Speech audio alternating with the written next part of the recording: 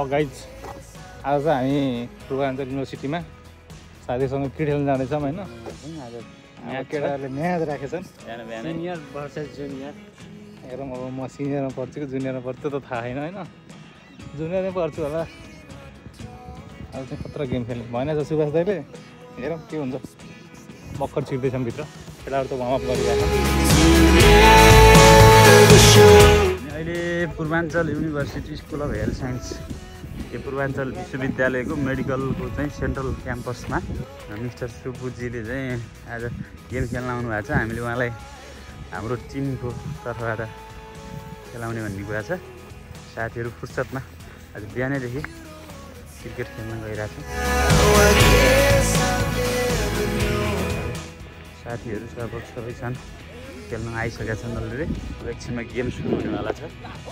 दाइ के जित्यो टस? टस जित्यो। अब हामी बोलिङ गर्दैछौँ। हामीले ओपनिङ बलर टिमलाई राख्न खोजेको त्यसको बर्बाद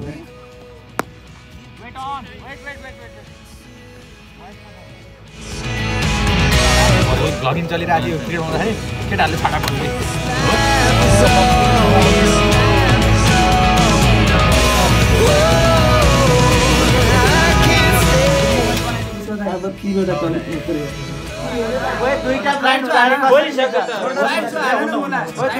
हेरिसकेछ उसले।